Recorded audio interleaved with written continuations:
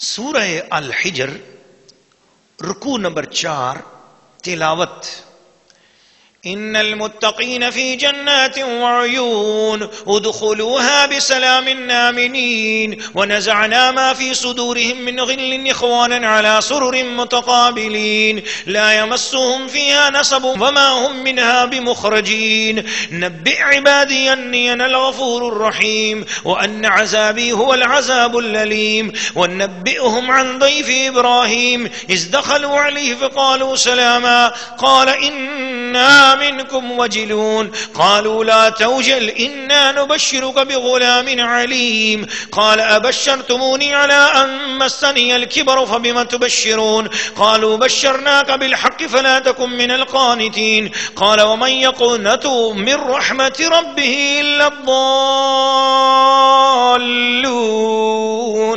قال فما خطبكم أيها المرسلون قالوا إنا أرسلنا إلى قوم مجرمين إلا آل لوط إنا لمنجوهم أجمعين إلا امرأته قدرنا إنها لمن الغابرين.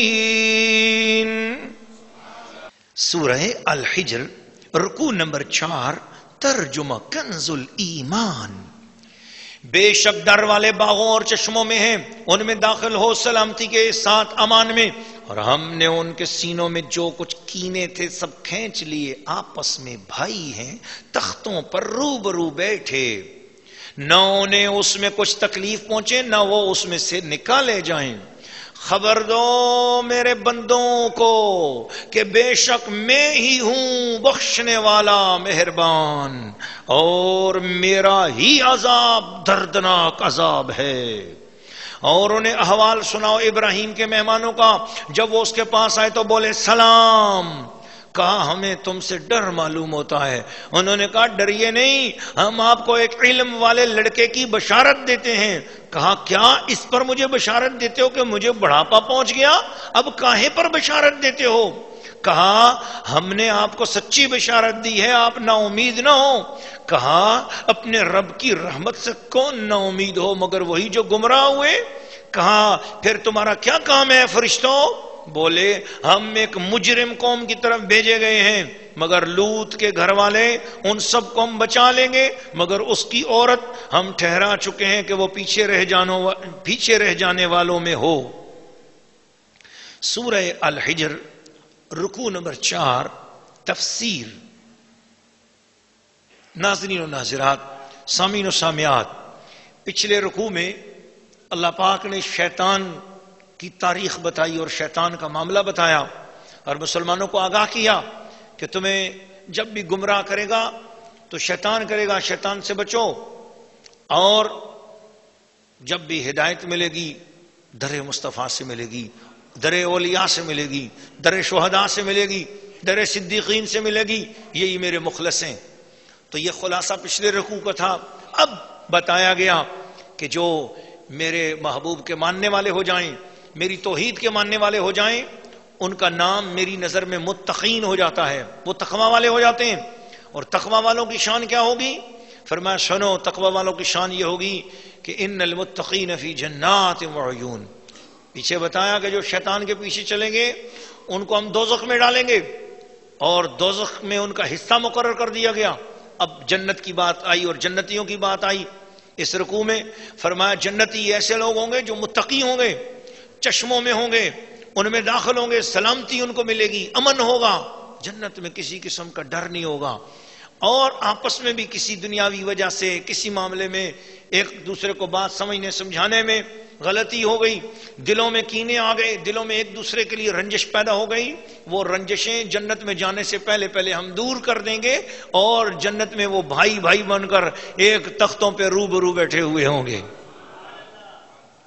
اس لیے جو آج علماء کے درمیان، مشائخ کے درمیان کوئی اگر اختلاف کی بات ہو جاتی ہے یا مسلمانوں کے درمیان اختلافات آ جاتے ہیں تو ان اختلافات کو دیکھ کر اسلام پہ پھبتی مت کسو.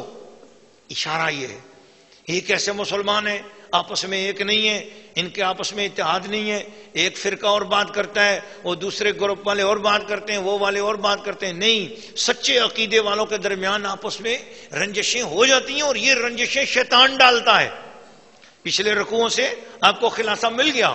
یہ رنجشیں ایمان والوں کے درمیان شیطان ڈالتا ہے اور بعد اوقات کوئی بات سمجھنے میں غلط فہمی ہو جاتی ہے، مگر یہ ساری غلط فہمیاں سچے عقیدے والوں، ایمان والوں، ادب والے مسلمانوں، حسن عقیدہ والے لوگوں اور صحیح سچے سچے مسلک والے جو لوگ ہیں، جو صحیح معنی میں اسلام اور مسلمانوں کے حق، مسلمان کہلانے کے حقدار ہیں اور اسلام پر جو صحیح طریقے سے عمل کرتے ہیں، وہ ادب والے لوگ جب ان کی آپس میں جتنی بھی رنجشیں ہیں قیامت میں ایک جھلک حضور کی دیکھیں گے، ساری رنجشیں دور ہو جائیں گی،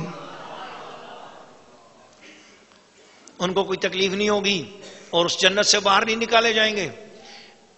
اے حبیب نبئ عبادی، میرے بندوں کو یہ خبر دے، انی انا الغفور الرحیم، بے شک میں ہی، ہاں میں ہی بہت بخشنے والا اور مہربان ہوں. وَأَنَّ عَذَابِي هُوَ الْعَذَابُ الْأَلِيمُ، اور میرا ہی عذاب اور میری سزا بھی بڑی سخت ہے. جو پیار والے ہیں ان کو خوشخبری سناؤ، جو ادب والے ہیں ان کو بخششوں کی خوشخبری سناؤ، اور جو بے ادب اور گستاخ ہیں ان کو بتاؤ کہ میرا عذاب بہت سخت ہے.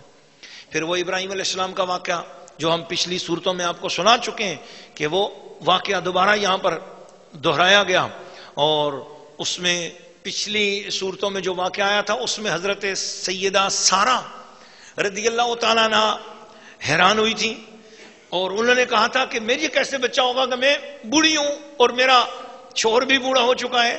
اور اس وہی واقعہ ہے لیکن اس میں بالکل وہی الفاظ حضرت ابراہیم علیہ السلام نے بھی دہرائے تھے. اب اس جگہ پر حضرت ابراہیم علیہ السلام کے الفاظ ہیں کہ ابشرتمونی علی ان مسنی الکبر، مجھے بڑھاپا آ چکا ہے اور اب مجھے خوشخبریاں اولاد کی دیتے ہو، اتنا بوڑھا ہو چکا ہوں اب مجھے اولاد کی خوشخبریاں.